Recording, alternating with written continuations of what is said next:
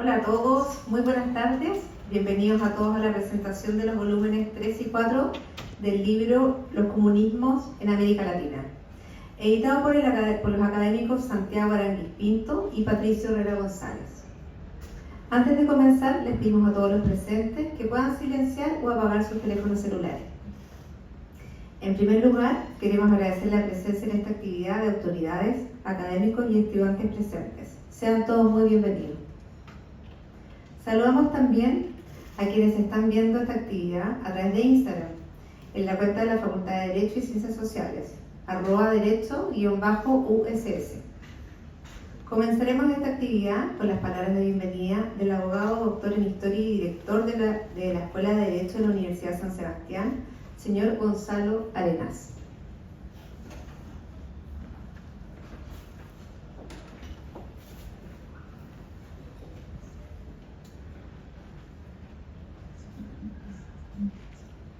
Buenos días, muy breve. Yo vengo en representación de nuestro decano, Andrés Tadoy, que manda un saludo, ¿cierto?, a los autores y se excusa por no poder asistir, pero nos tiene lleno de orgullo que nuestro director, nuestro nuevo director del Instituto de Historia, pueda lanzar su tercer y cuarto tomo de esta tarea titánica en la cual se ha enfrascado, y yo creo que debe ser una de las obras más completas sobre comunismo latinoamericano, y por lo tanto es un orgullo para la facultad y especialmente también, por supuesto, para el Instituto de Historia estar hoy día acá en este lanzamiento. Así que gracias a todos por su presencia y felicitar nuevamente a los autores, a Santiago y al profesor Herrera. Muchas gracias.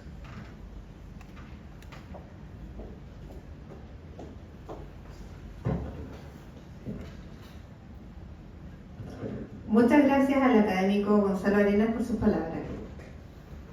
Para comenzar con la presentación de esta obra, los dejamos con las palabras de la señora Evgenia Filiakova, PhD de la Universidad de Ciencias Políticas e investigadora del Instituto de Estudios Avanzados de la Universidad de Santiago. Evgenia, por favor. Muy bien, muy buenas tardes. No sé si está funcionando.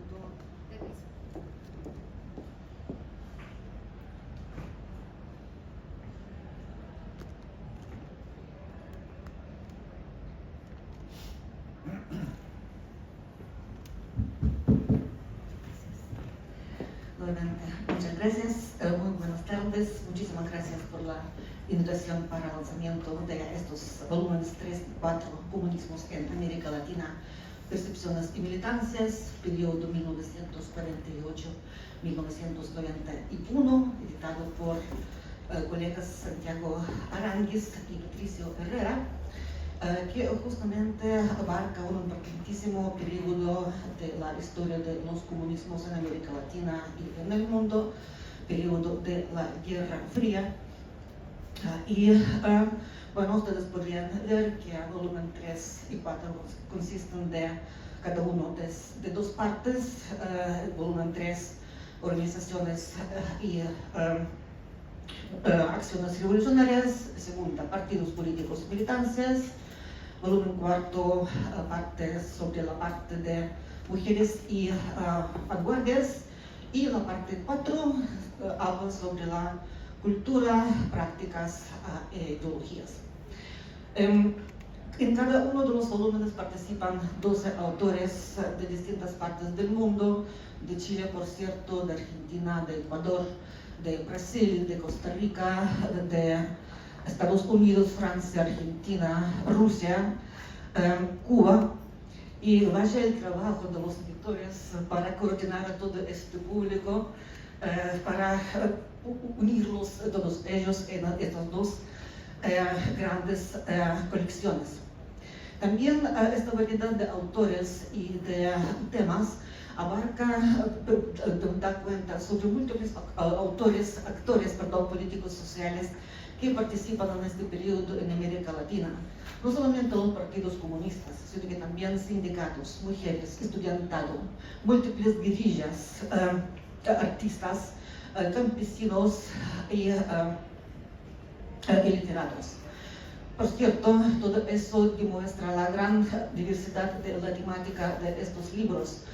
que da cuenta de los, que contiene no solamente los artículos teóricos y políticos, sino que también llega al análisis de la literatura, la influencia de la ideología soviética en el arte latinoamericano, hasta llegar a los detalles de la vida cotidiana de la juventud comunista en distintas partes de América Latina, Chile sobre todo, y pormenores de la vida del exilio chileno en la ex Unión Soviética. Claro que a pesar de toda esta multiplicidad y variedad de problemática y actores, los volúmenes tienen, y los capítulos que componen estos dos volúmenes, contienen varios rasgos en común. Como dice el primer volumen de esta colección, primero de los primeros, el comunismo no es uno solo, los comunismos son muchos y en cada uno de los, no solamente no son muchos a nivel planetario, sino que también en cada uno de los países donde existía el fenómeno comunista, donde cada actor de esta ideología tenía su propia lectura nacional y personal de los textos clásicos del marxismo, leninismo, trotskismo, quizás maoísmo. Y por cierto, la formación de distintos tipos de comunismos en el mundo, en América Latina en particular, fue determinado por grandes acontecimientos de alcance global.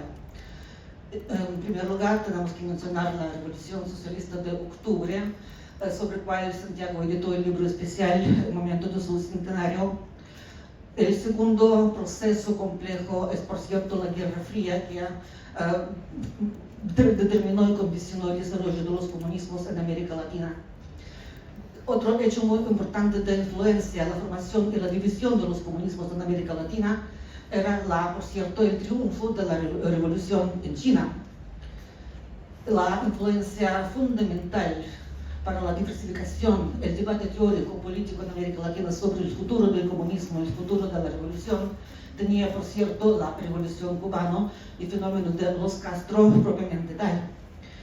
Una influencia quizás menor provocó en América Latina el debate antistalinista que comenzó en Nikita Khrushchev en 1956 en el Congreso número 20, pero el hecho, yo diría también fundamental, muy importante para la formación y desformación de los comunismos en América Latina, era el comienzo de la perestroika en la Unión Soviética y caída de la Unión Soviética en 1991, dando el futuro incierto para las ideologías de este tipo a nivel también planetario. Y claro que tanto el triunfo de la Revolución China como el de la cubana abrió un tremendo y muy importante, muy enriquecedor debate en los partidos comunistas, socialistas del continente sobre las formas de llevar a cabo la revolución sin determinación, ha llegado al poder de las fuerzas de izquierda. Hay que tomar solamente la vida electoral, porque la Unión Soviética desde 1956 declaró el comienzo de la fase de la coexistencia pacífica con el capitalismo, o tomar solamente la lucha armada, porque la lucha armada, según varios maoístas, trotskistas o la izquierda latinoamericana, es muy más apropiada para las sociedades campesinas de América Latina, al igual como en China, que la revolución proletaria industrial declarada por la ideología oficial de la Unión Soviética. O combinar estas dos vías, vía pacífica parlamentaria o vía armada, para llevar a los partidos de izquierda al poder. En esos debates, y bueno, para algunos el carácter divisorio del movimiento comunista internacional, para otros enriquecimiento de este movimiento, se reflejó también gran distanciamiento entre varias generaciones de los comunistas y otros autores de izquierda, entre la generación de las autoridades antiguas, burocratizadas, perennes, como dijo uno de los autores que estaban en la dirección del Partido Comunista, o los jóvenes revolucionarios aburridos de la ritualidad y simbolismo, aburridos de los antiguos líderes comunistas que querían el heroísmo, romanticismo, idealismo, de la lucha por el poder, por el socialismo. Y en la transformación de múltiples guerrillas, movimientos socialistas políticos de los jóvenes, había mucho, como ustedes saben, romanticismo, el afán del heroísmo, la lucha por los ideales, y no sé si ustedes van a compartir conmigo esta afirmación, pero yo veo muchos elementos del cristianismo en la lucha de la izquierda por su causa, la disponibilidad para su muerte redentora. En varios textos se repite mucho la palabra sacrificio. Los jóvenes estaban dispuestos a sacrificar su vida por algo mayor, por algo sublime, por algo que salva a la vida, que salva el mundo, que salva a la sociedad, que forma nuevos ideales, que forma nuevo hombre, nueva mujer. Y si esta muerte redentora, este sacrificio valía la pena para salvar el mundo. Eso da también el ejemplo de que todos estos ideales, representaciones y percepciones son al mismo tiempo ilustraciones al libro, yo diría uno de los libros más tristes en la historia de la izquierda mundial, el libro que ustedes seguramente conocen muy bien, el libro de François Furet, El pasado de una ilusión. Justamente estos dos volúmenes demuestran cómo existía la fe indiscutida en el futuro del comunismo, el futuro del socialismo, en la posibilidad de justicia social, igualdad y sobre todo la felicidad. ¿Cuánto tiempo tengo? ¿Cuánto tiempo tengo? No, okay, muchas gracias. Y claro, en esta existencia de la fe prácticamente religiosa, indiscutible, acrítica, no todos los comunistas podían viajar a la Unión Soviética para comprobar si el socialismo realmente funciona, a lo mejor, por lo menos en un solo país.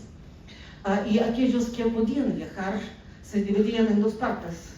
Aquellos que veían lo que querían ver o lo que los comunistas soviéticos le querían mostrar y mantenían su fe y fortalecían su idealización de la Unión Soviética, el modelo político y económico que se creyó allá.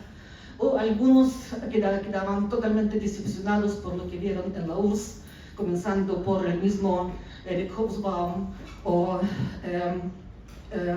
André Gide y también el mismo Che, que también salió muy descontento de la Unión Soviética.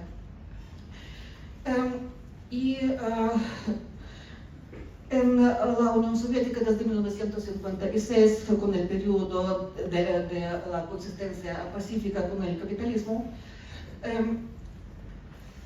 no se daban cuenta sobre esta variedad, sobre esta pintoresca gama de opiniones, de divisiones de izquierda.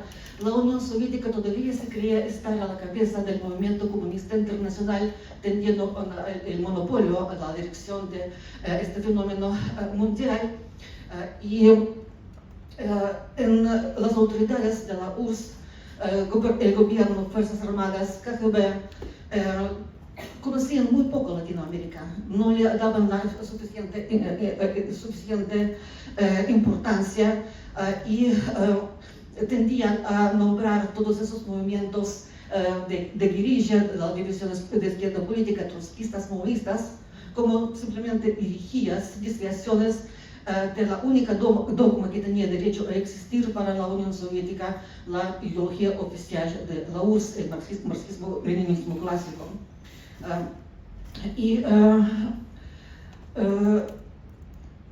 En los años 70, comienzo de los 80, en el gobierno de la URSS y en los servicios de seguridad en el partido de la Unión Soviética, la percepción de las nuevas izquierdas, de los movimientos políticos juveniles, era sumamente negativa.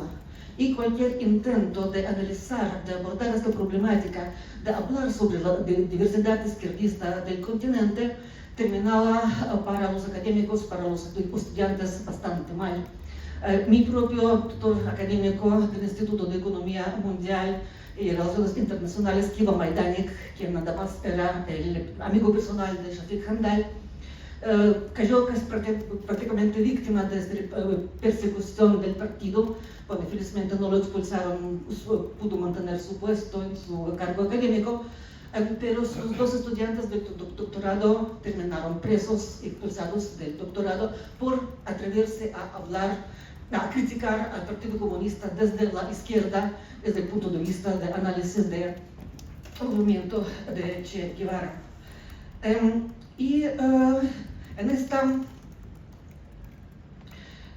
Este volumen es la importancia de los análisis multifacéticos, variados de sus autores.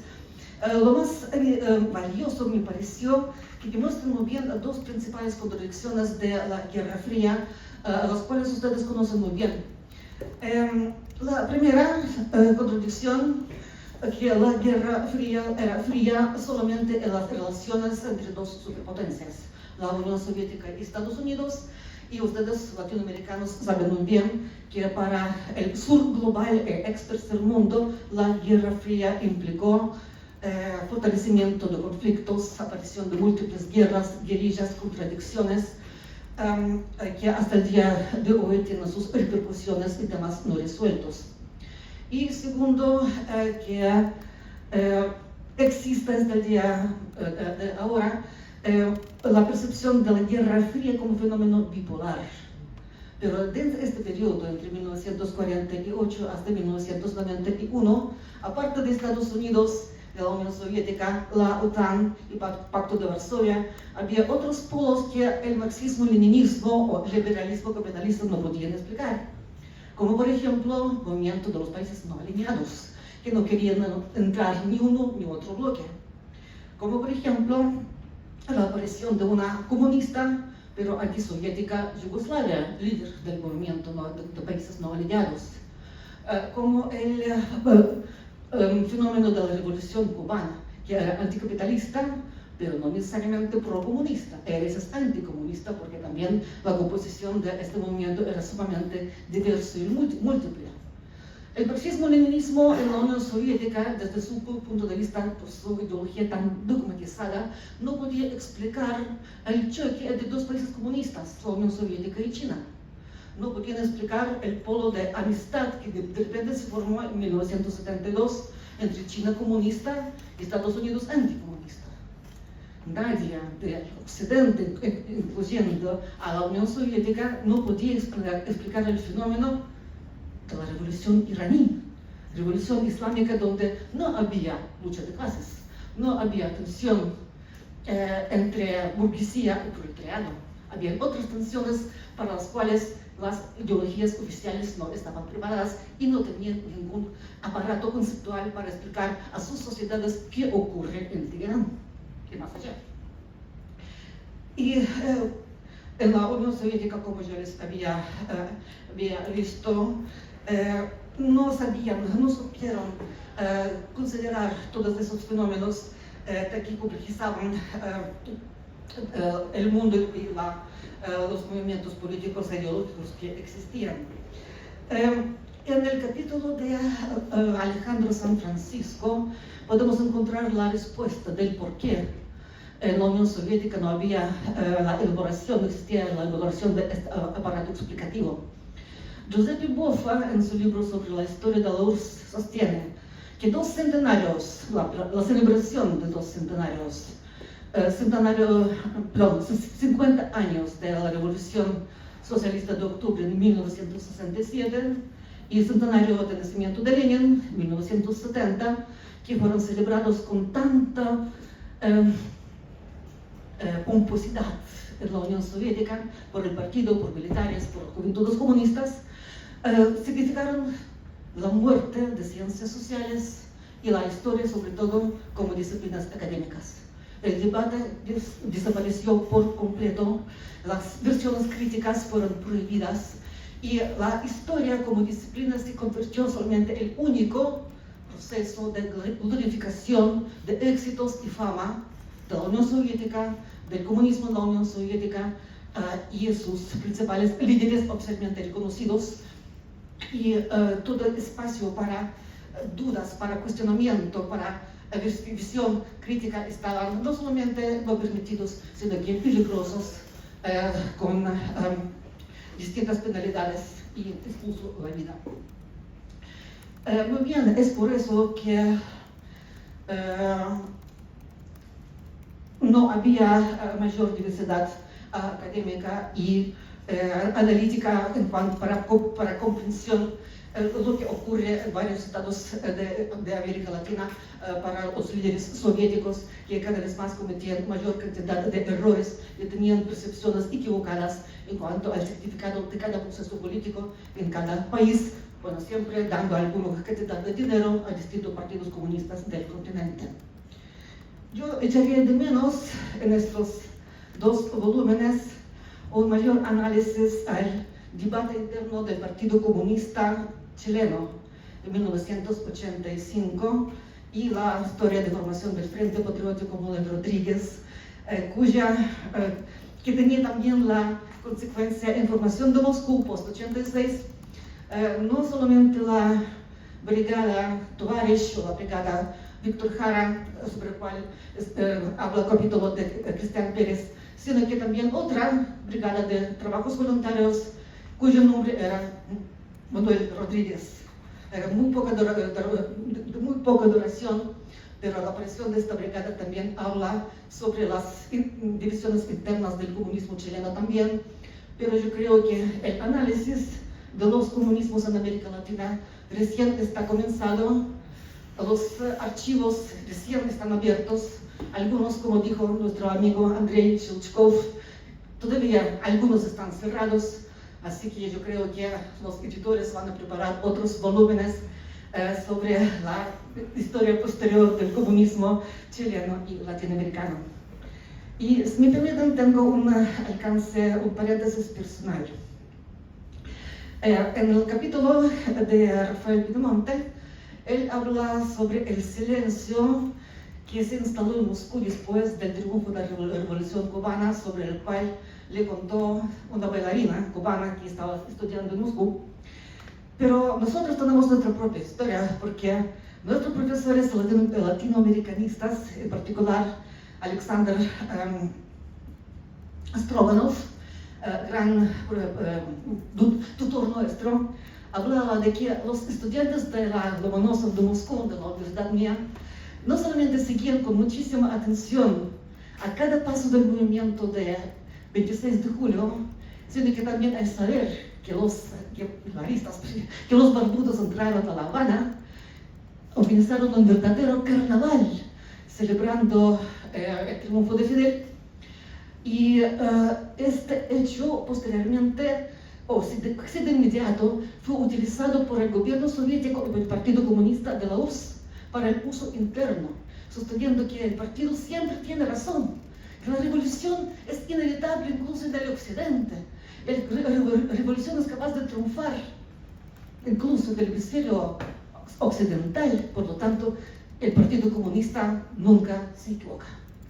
Y lo mismo ocurre con la llegada del poder del gobierno de la Unidad Popular, importante no solamente para demostrar que otra vez más que la revolución, aunque pacífica, es inminente, sino que también fue utilizado para el interior para conservar en la juventud esta fe que el socialismo viene, que el capitalismo va a perder y por lo tanto, vuelvo a repetir, el Partido Comunista siempre tiene razón, Partido Comunista de la URSS.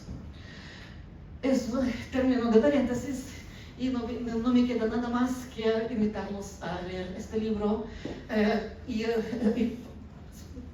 no sé si solicitar, invitar a todos nosotros, historiadores, cientistas políticos, sociólogos, a seguir investigando los comunismos en el mundo, en América Latina, porque la historia recién comienza.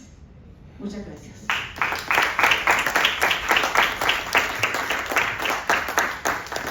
Bueno, le agradecemos las palabras a Evgenia Filiakova, la verdad que estuvo muy interesante. Y ahora queremos dejar con ustedes a uno de los directores de este volumen, el doctor en Historia por el Centro de Estudios Históricos, el Colegio de Michoacán, México, señor Patricio Herrera González. Gracias. Bueno, muchas gracias por la presencia de cada una y cada uno de ustedes aquí. Bueno, lo primero, agradecerle naturalmente a Eugenia por esta presentación. Me parece que era la persona que más nos podía ayudar a entender y comprender en una presentación donde hay más de una veintena de autores con diversas temáticas y donde además ella lo ha dicho en su última parte de la intervención. Ella experimentó mucho de lo que está narrado, de lo que está interpretado en esta veintena, ¿cierto?, de trabajo en estos dos volúmenes. Lo segundo es, a pesar de la distancia, y que aquí hay algunos que son los chilenos que nos acompañan, agradecerle a todos los autores, autoras que participaron de estos dos volúmenes, porque fue un trabajo que se inició justamente hace 3 años, en plena pandemia. Lo iniciamos por Zoom, dimos las directrices de lo que queríamos hacer y hoy día, después de 3 años, estamos presentando estos volúmenes porque, claro, entre medio tuvimos pandemia, tuvimos gente que se nos enfermó de los autores por COVID y de otras enfermedades, y entonces eso de alguna manera siempre hay que agradecerlo por la disposición, la voluntad que tuvieron en confiar en este proyecto. Un tercer agradecimiento a la editorial, a Historia Chilena, porque creyó en los primeros 2 volúmenes del 2018 y creyó nuevamente en que esta historia podía ser una historia de larga duración, tal como se ha señalado. O sea, partimos con el año 1917 y estamos terminando con el año 1991. Entonces estamos muy contentos que la editorial haya apoyado estos 4 volúmenes y, bueno, como ya lo dijo Eugenia, nos podrá apoyar a lo mejor en otros volúmenes que vengan. Bueno, para mí también es importante reconocer que estos proyectos justamente se iniciaron en los 4 volúmenes en el 2015, en un seminario internacional que hicimos por allá en la Biblioteca Nacional, y donde reunimos a más de 20 investigadores que discutieron sobre los problemas justamente del comunismo latinoamericano. Y en ese sentido quiero hacer un reconocimiento a una persona que ya no está entre nosotros, pero que de alguna manera impulsó que los 2 primeros volúmenes salieran publicados, que fue Olga Ulianova, una muy buena amiga, por cierto, de Eugenia. Y quisiera hacer ese recuerdo porque me parece sustancial que ella, desde el estudio del comunismo que le imprimió a Chile desde los 90 en adelante, cuando llegó, fue una de las que impulsó a que pudiésemos publicar estos 2 primeros volúmenes y que posteriormente, ¿cierto?, terminaron en estos volúmenes que hoy día estamos presentando. Y por último, el Instituto de Historia, creo que por cobijarnos, por organizar este evento, me parece que es sustancial que un instituto de historia pueda hacer visible lo que se está desarrollando como campo de investigación, y en ese sentido uno agradece que haya la posibilidad de proyectar un problema histórico, un objeto de estudio, y el poder compartirlo no tan solo con el ámbito de la historia, sino que con estudiantes, con ciertos postdoctorantes o con investigadoras, investigadores y académicos de otras unidades, ¿ya? Entonces eso me parece súper interesante. Y yo quisiera solamente decir 4 aspectos, pero muy rápido. ¿Por qué hicimos esta historia de los comunismos? Y eso me parece que hay que resaltarlo. No es el comunismo, sino los comunismos, como ya bien decía Eugenio. Primero, pensar la historia como un todo. Y eso para nosotros fue algo muy relevante. Esta es una historia global, es una historia transnacional. Sabemos que la trayectoria de la humanidad tiene ritmos diversos, interconexiones, lazos, rupturas, temporalidades sincrónicas, anacrónicas. Y sabemos también que por mucho tiempo hemos hecho historia de fragmentos, particularidades, generalidades, a veces sin reconocer la suma de las partes.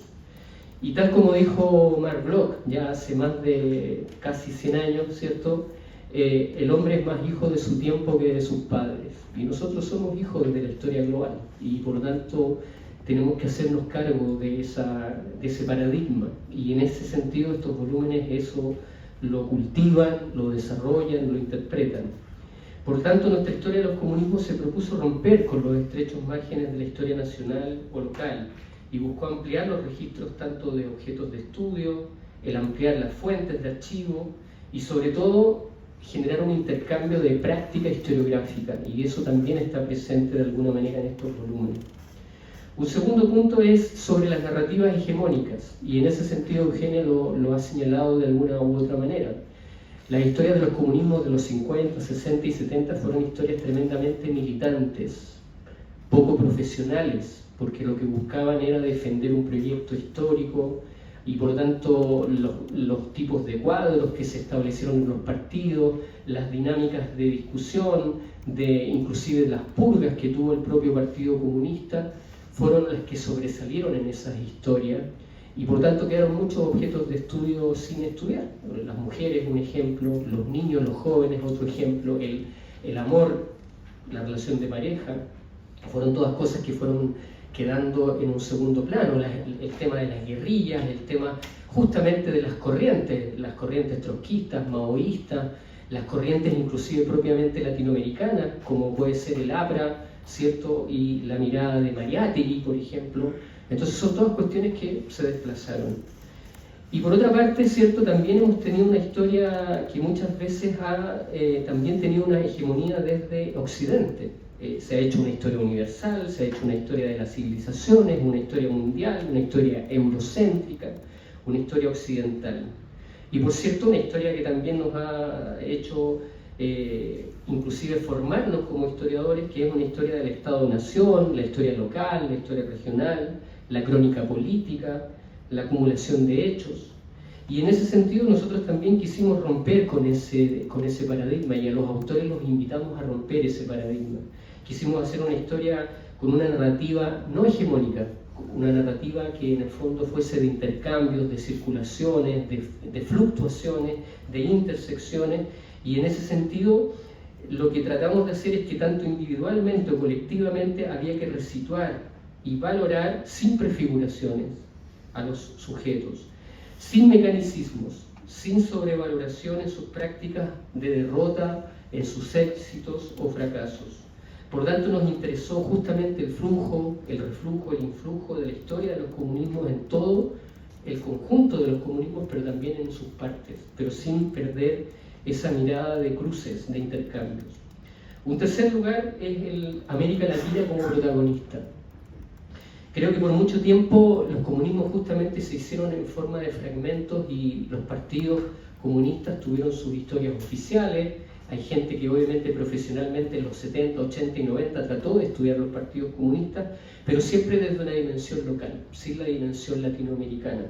Y nosotros en ese sentido quisimos que se pudiese reforzar una idea de América Latina, porque los comunismos de alguna manera en el continente fueron una búsqueda de un proyecto histórico, que tuvo posiciones que buscó defender, que tuvo intervenciones de potencias que se cuestionaron, pero que también sucumbieron con sus propias contradicciones o porque se avanzó en márgenes que no eran los establecidos en una guerra fría que fue tremendamente compleja. O sea, queremos que estos dos volúmenes muestren una América Latina que está justamente en movimiento, que está en una condición de globalización y que por lo tanto está interactuando desde una mirada activa y no pasiva.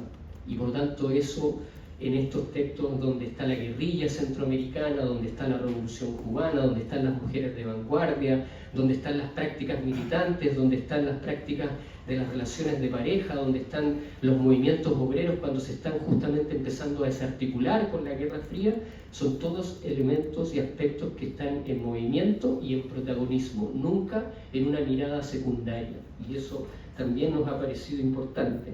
¿Por qué? Porque América Latina convivió con instituciones, convivió con prácticas y convivió con modelos culturales. Y por último, el tema de los archivos. Los archivos para nosotros fue una realidad que también le quisimos dar un énfasis en cada uno de estos trabajos y le pedimos a autoras y autores que naturalmente el trabajo de archivo tenía que ser parte del proceso de investigación. ¿Por qué? Porque eso nos iba a permitir avanzar más allá del Estado-Nación, que siempre ha sido como parte de la articulación de nuestra historia. No es que haya que desplazar al Estado-Nación de la historia, pero no podemos seguir pensando en clave Estado-Nación, porque justamente los comunismos tuvieron esos elementos de flujo e influjo que fue más allá de inclusive la propia mirada del Estado-Nación. Por tanto, por eso que nuestros objetos de estudio, en la medida que los historiadores hicieron buenas preguntas cuando entraron a estos archivos, algunos de ellos nuevos, ¿cierto? Como el Rigaspi, por ejemplo, o como el de la Internacional Comunista, que hoy día está a disposición, ¿cierto?, de los investigadores latinoamericanos, o como el archivo de la Internacional del Trabajo en Ginebra, o el archivo, ¿cierto?, de la OTAN, por ejemplo. Son todos elementos que nos permitieron hacer nuevas preguntas, nos permitieron multiplicar nuestros objetos de estudio y por lo tanto presentar justamente, como ya decía, una historia en movimiento de los comunismos en América Latina, que dialoga entre pasado y presente, con sus organizaciones obreras, con sus causas revolucionarias, con sus mujeres y la vanguardia, con sus militancias, con sus prácticas, con sus ideologías y con sus circulaciones. Porque tal como se dice en la presentación del libro, al final, en las tres últimas líneas, finalmente tenemos que reconocer que los comunismos tuvieron un impacto en gran parte del siglo XX y por lo tanto no podemos desconocer que, siendo parte de una constitución del siglo XX, es como un espejo para mirarnos y para de alguna manera avanzar sobre el futuro. Muchas gracias.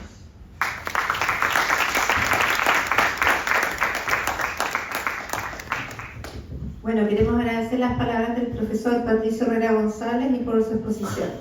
Por último, queremos dejar con ustedes al doctor en Historia por la Pontificia Universidad Católica de Chile y actual director del Instituto de Historia de la Universidad San Sebastián y que también es editor de estos volúmenes, el señor Santiago Aranguis Pinto. Bueno, muchas gracias. No sé por qué se van ahora, pero lo estoy haciendo. Bueno, en primer lugar, agradecerles a quienes están acá en esta presentación. En realidad, Patricio ya dijo varias cosas de las que yo ya tenía pensado decir. Pero en primer lugar, agradecer a Eugenia.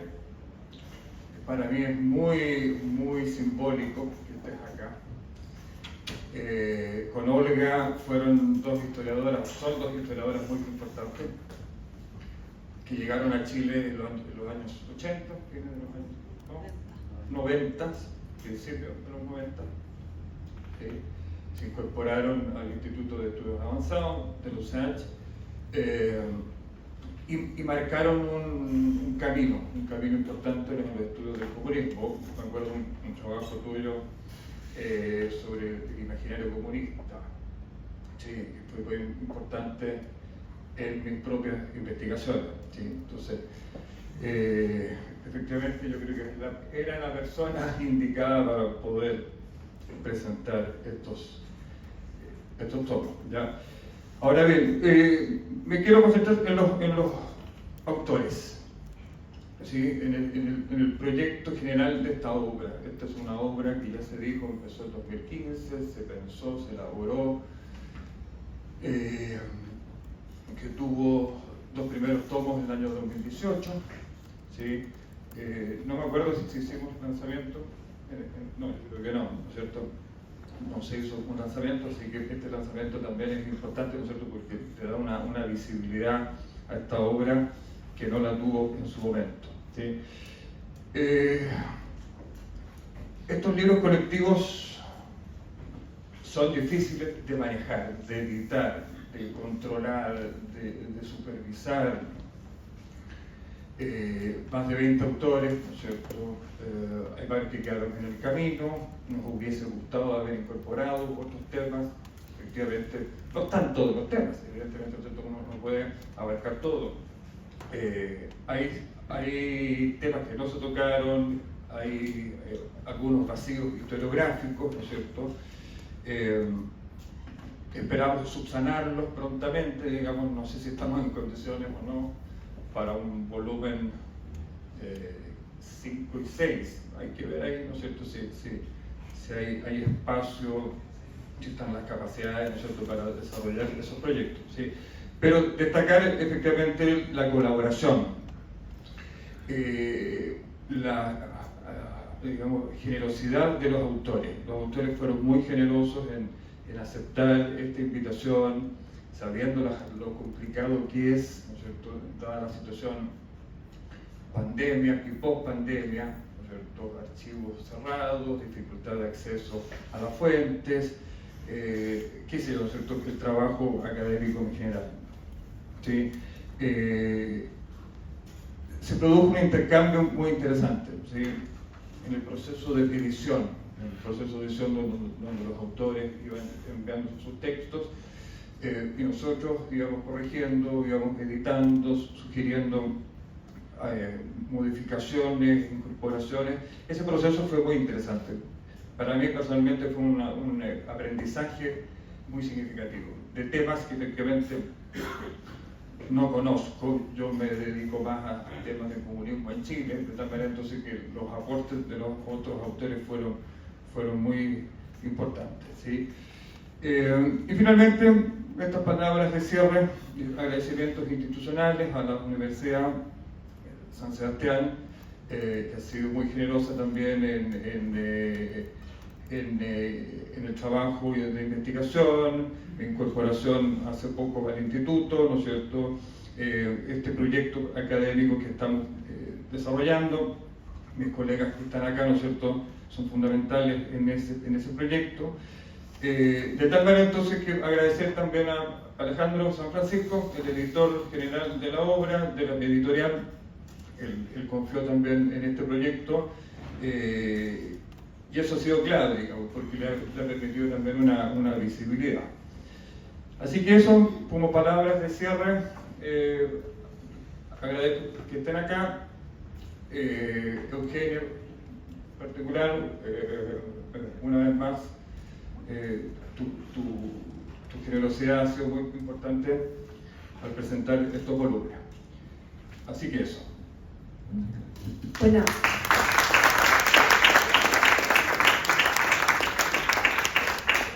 Bueno, agradecemos al académico Santiago Aranguis Pinto por su exposición.